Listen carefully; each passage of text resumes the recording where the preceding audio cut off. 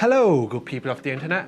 It is my opinion that with the release of the DJI Air 2S, we have reached the consumer drone endgame. In fact, I believe there haven't been many major developments in the field for the last 2 or 3 years. What I mean by that is that in the same way phone cameras just aren't as exciting as they used to be, mainly because they're all pretty solid, drone releases are becoming less and less noteworthy, if not a bit boring. I started planning this video following the announcement of the DJI Air 2S, but it is more about the industry as a whole and not just about one single drone.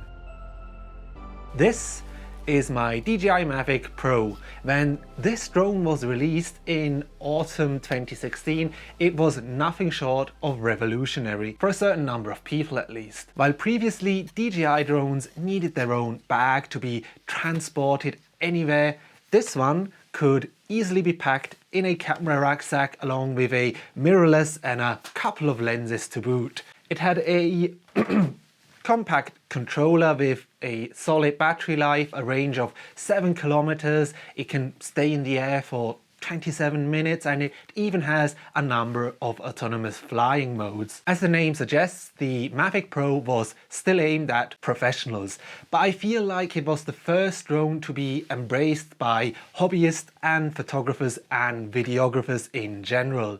And I'm talking about proper hobbyists and not enthusiasts. Enthusiasts had been building their own drones equipped with GoPros and mirrorless cameras and DSLRs long before the Mavic Pro was even dreamt of. But the Mavic Pro here was different. It was affordable and required a minimal setup. Basically, all you had to do was charge and insert the battery and attach the props. And because these type of drones are more or less little flying computers, handling them couldn't be easier. I have no idea whether I should be admitting this, but my 3-year-old boy has flown my Mavic Pro. Under very close observation, it should be said, and kilometers away from any civilization or electricity pylons. Under those circumstances and with no chance of him hitting us with it, there's no way for him to crash it. About 2 years after the original had basically created a whole new market segment, the Mavic 2 Pro and Mavic 2 Zoom were announced. The Zoom speciality was, you guessed it, a camera with a 2x optical zoom, but as was my impression, nobody really ever talked or cared about it. The only interesting thing the zoom could do was a dolly zoom, which you can easily fake in After Effects, and apart from that, it wasn't very interesting compared to its sibling. Think about it, it can fly. Do you even need to be able to zoom on something that can fly? The Mavic 2 Pro still today is somewhat of the gold standard, and the reason why new releases feel a bit meh.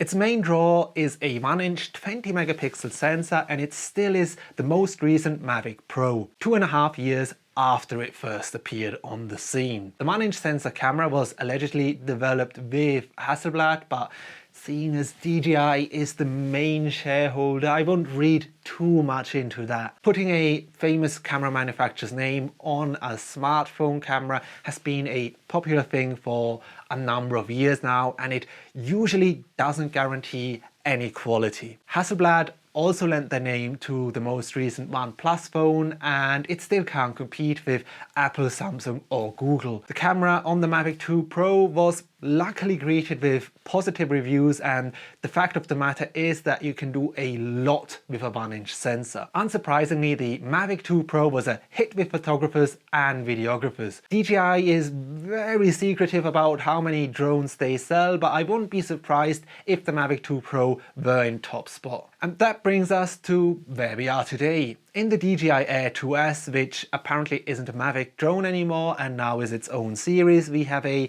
595 gram drone with a 1-inch CMOS sensor. That's double the weight of the most popular 1-inch sensor compact camera, the Sony RX100, and 300 grams less than the Mavic 2 Pro. Additionally, it takes up quite a bit less space in your bag. The 2S has a flight time of about half an hour, which again is very much comparable to the Mavic 2 Pro. The camera on the Air 2S is capable of shooting 20 megapixel JPEG and RAW photos and recording up to 10-bit 5.4K video at a maximum frame rate of 30 FPS as well as 4K video at 60 FPS. There are two main things differentiating the Mavic 2 Pro from the Air 2S. The Pro 2 has sensors on the left and right hand side, and its lens has a variable aperture. The Air 2S, on the other hand, has an upgraded obstacle avoidance system, better tracking algorithms, and a 50% higher recording bitrate. In most situations, the DJI Air 2S will be the better choice due to its size, weight, and also pricing. It's the one I'd recommend to anyone at this moment. But in all honesty, I don't see any compelling reason to ditch the Mavic 2 Pro, if you have one, in favor of the 2S.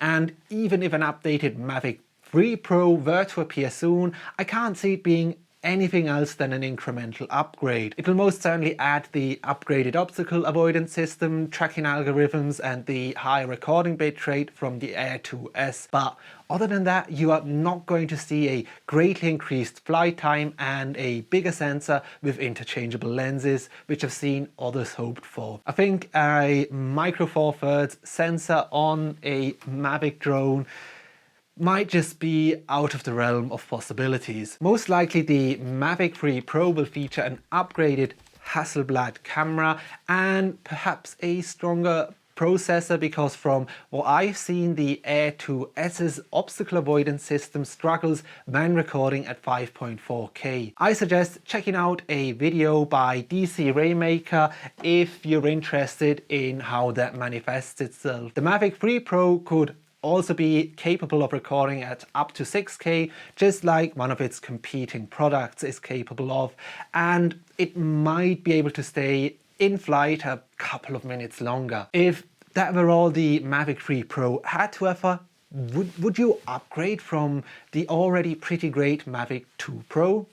Let me know in the comments. In the last couple of weeks, you will have seen many YouTubers with a brand new DJI Air 2S they would have received for nothing, praising the hell out of it. And I have to admit, at first I was thinking it was a fantastic development, but after reading through the press release and comparing the specs to the alternatives, I had to admit that yes, the smaller size and lighter weight are nice, but apart from that, I couldn't see why every YouTuber and their dog were drooling over it. I've said this before, but it once again goes to show that you can't just go by these reviewers and vloggers' opinion. I'm not saying they're lying, but there is one big difference between them and us. They don't pay for the drone, and it is their job to do what they're doing. They're not working a 9 to 5, and the Air 2S doesn't represent a couple of months' salary once you've deducted all of your living costs.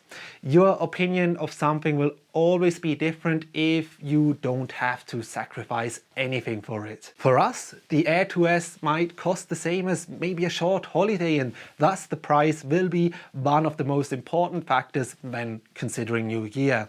I just wanted to get that off my chest. Now that I've more or less called DJI's drones boring, is the competition doing anything differently and perhaps more interesting? Unfortunately not. The two viable alternatives to DJI's offering I found that aren't just complete Mavic ripoffs are the Skydio 2 and Autel Evo 2 Pro 6K. The Skydio 2 standout feature is class-leading tracking and obstacle avoidance. It uses an NVIDIA AI computing device capable of 1.3 trillion operations a second, and from what I've seen is unrivaled at what it does best. There you'll see the Mavic just stop. For example, if there's a tree in the way of it, the Skydio will actively look for a flight path and continue tracking whatever you've set it to track. You can also buy a beacon on which you can select where exactly the drone should position itself and which it will track instead of just relying on the visual system. The Skydio 2 looks very similar to the Mavic series, except that it doesn't fold, and it has a maximum flight time of only 23 minutes, so 7 or 8 minutes less than what DJI has to offer. That positions the Skydio 2 very much as a niche product. Yes, it's pronounced niche. I'd love to see something like the beacon available for DJI drones because it does appear to make tracking much easier, but I wouldn't take the more advanced obstacle avoidance system if it meant my flight time was reduced by about 25%. I've always said that one of the most annoying things about flying a drone is the time it takes to get everything set up. If you could just turn on the drone, pop a beacon in your pocket and have the drone follow that beacon, it would make things much easier. The Autel Evo 2 Pro 6K does fold, but it has a larger body than the Mavic 2 Pro and has a slightly longer flight time at 40 minutes. From a feature standpoint, it is very much comparable to the equivalent from DJI. You've got the 1-inch sensor, the omnidirectional sensing system, and autonomous flight modes. There's nothing really DJI could or should copy here.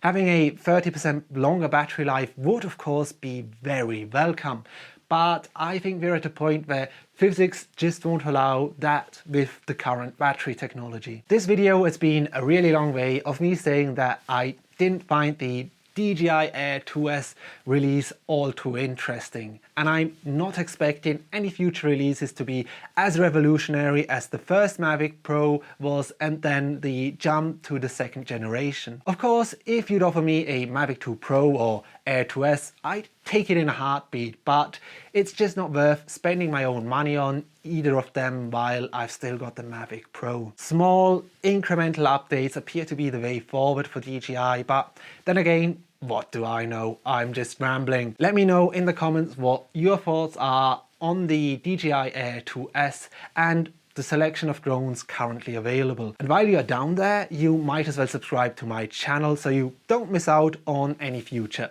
videos. And that is me done for the day. I hope you found this video interesting, and if you did, please consider hitting the like button. But if I just stole 10 or so minutes of your life, hit the dislike button twice to make it extra impactful. I've been Liam Alexander Coleman, and this has been me talking about the DJI Air 2S and other drones.